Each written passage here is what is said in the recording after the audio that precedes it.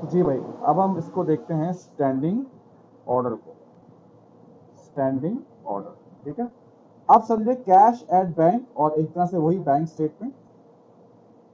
Cash at bank business बनाता है और बैंक स्टेटमेंट बैंक बनाता है। अब स्टैंडिंग ऑर्डर क्या होता है? जब हम बैंक को इंस्ट्रक्ट करते हैं कि हमारे बिहाफ पे आप फला कंपनी के अकाउंट में, फला अकाउंट में हमसे बगैर पूछे हर महीने आप पैसे डाल दिया करें, इसे हम कहते हैं स्टैंडिंग ऑर्डर। और हम उसको बकायदा अमाउंट भी बताते हैं, इतनी इतनी अमाउंट है, ये आप डाल दिया करें, ठीक है ना। इसे हम कहते हैं स्टैंडिंग ऑर्डर। कि जब हम बैंक को इंस्ट्रक्ट करते हैं कि हमारे बिहाफ पे आप ये पेमेंट कर दिया करें उस कंपनी के अकाउंट में, किसी भी अकाउंट में, ये अमाउंट है, ये आपको हर महीने कर देंगे। This is what we call standing order. अच्छा, अब बैंक के ऊपर होता है उसको कब करें, कौन सी तारीख को करें, ठीक है। तो देख, इस महीने की 300 थी वो पेमेंट, बैंक ने अपने पास स्टॉक कर ली, ठीक है।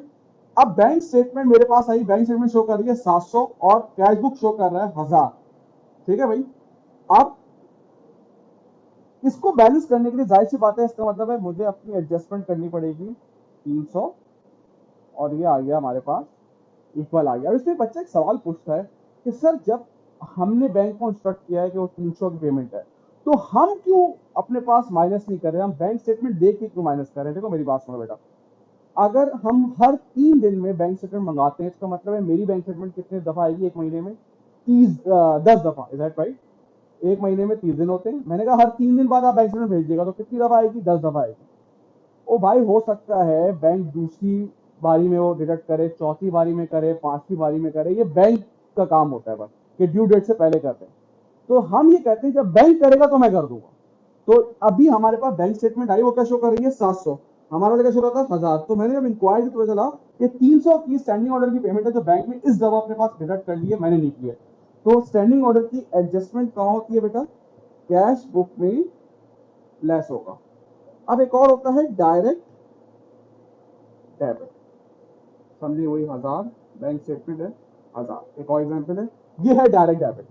इसमें भी क्या होता है कि हम बैंक को इंस्ट्रक्ट करते हैं कि हमारे बिहाफ पे फला बंदे को आप पेमेंट कर दीजिएगा, लेकिन यहाँ पे जो कलेक्ट करने आता है ना, वो जो अथॉरिटी होती है वो बंदे के पास होती है, कि आप वो बंदा जब आए तो आप उसको फला पेमेंट कर दीजिएगा।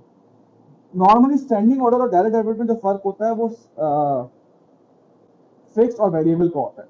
नॉर्मली स्टैंडिंग ऑर्डर की जो पेमेंट होती है वो फिक्स होती है, जैसे रेंट हो गया, हर महीने फिक्स है। और जो डायरेक्ट डेबिट होती है वो फिक्स नहीं होती है, और यहाँ पे बंदा आके खुद कलेक्ट करता है। क्लियर हुई बात? अब इस दफा बंदा आया, उसने कलेक्ट कर लिया 250, ये आ गया 750। अब भाई मैंने तो बंदे को बोला ना, हो सकता है वो दूसरी तारीख को जाए, 5वीं तारीख को जाए, 25वीं तारीख को जाए महीने की, ये तो उसके ऊपर हो गया। तो अब जब बैंक स्टेटमेंट आती है वो शो कर रही है 750 और मेरी कैश एट बैंक शो कर रहा है 1000। अब जब मैं इंक्वायर करूंगा तो पता चलेगा कि 250 इस दफा वो डायरेक्ट डेबिट वाला बंदा आया और वो 250 निकाल के ले गया। तो अब इसको इक्वल करने के लिए मैं क्या करूंगा? अपने पास ये माइनस कर दूंगा, तो ये हो जाएगा आपका, इसकी एडजस्टमेंट का होगी बेटा कैश एट बैंक में लेस हो, ठीक है।